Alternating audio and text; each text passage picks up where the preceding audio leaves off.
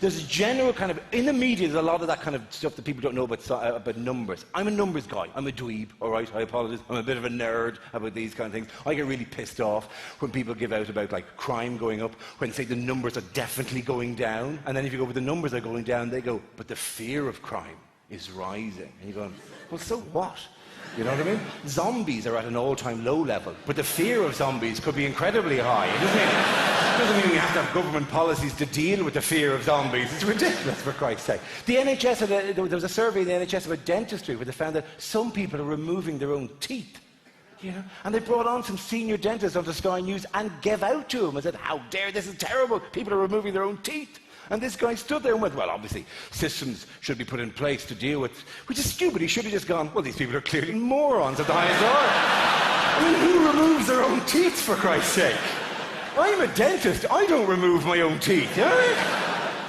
But there's a kind of a notion that everyone's opinion is equally valid. My arse, bloke who's a professor of dentistry for 40 years, does not have a debate with some idiot who removes his teeth with string and a door, right? It's nonsense. And they'll have this all the time with medical stuff on the television. You'll have a doctor on and they'll talk to the doctor and be, oh, doctor this and doctor that, and what happened there, and doctor, isn't it awful, right? And then the doctor will be talking about something with all the benefit of research and medical evidence, and they'll turn away from the doctor in the name of balance and turn to some quack witch doctor, homeopath, horseshit peddler on the other side of the studio. And I'm sorry if you're into homeopathy. It's water. How often does it need to be said?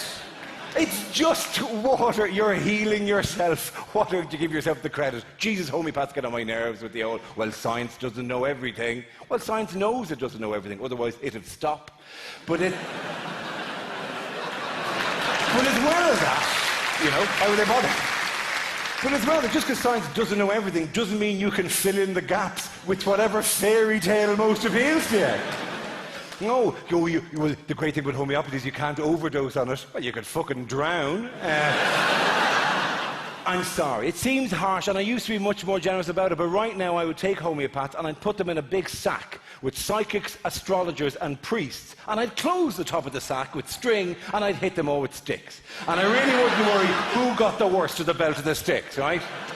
Anyone in answer to the difficult questions in life, the I don't know what happens after I die, or please, what happens if my loved ones die, or how can I stop myself dying? The big questions gives you an easy bullshit answer, and you go, well, do you have any evidence for that? And they go, oh, there's more to life than evidence. Get in the fucking sack.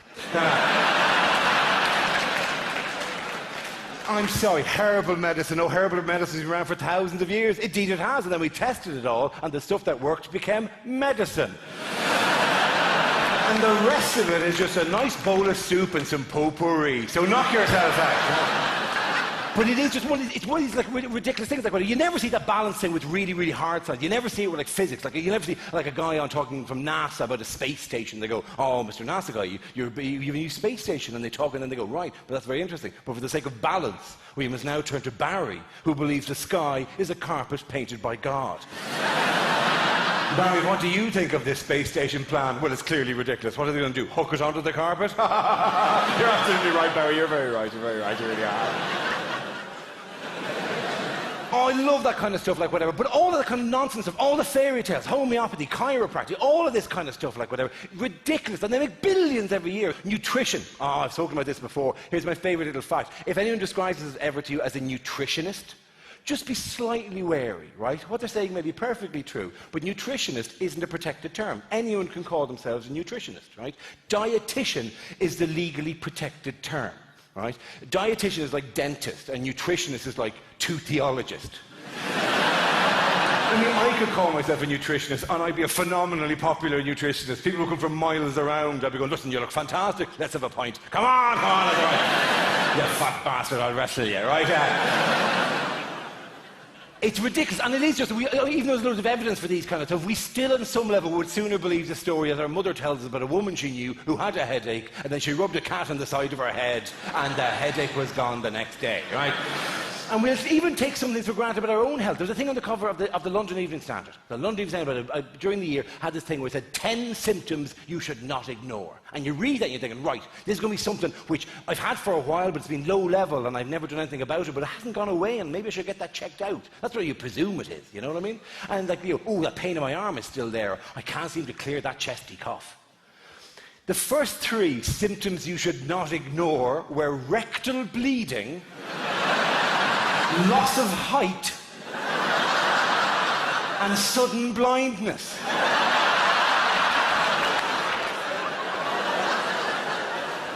Who ignores sudden blindness? Who sits in the office at lunchtime going, oh, who turned out the lights? Oh, I know, I can't see a thing, it's awful, I'm no use to anyone today. Here, I'll answer phones. That's all I can do, that's all I'll be good for today. Oh, don't make a fuss, don't make a fuss, don't make a fuss. And by the way, I wouldn't dream of lecturing you on how to live your life. I wouldn't dream of lecturing you about health. That'd be arrogant of me, like as arrogant as these people.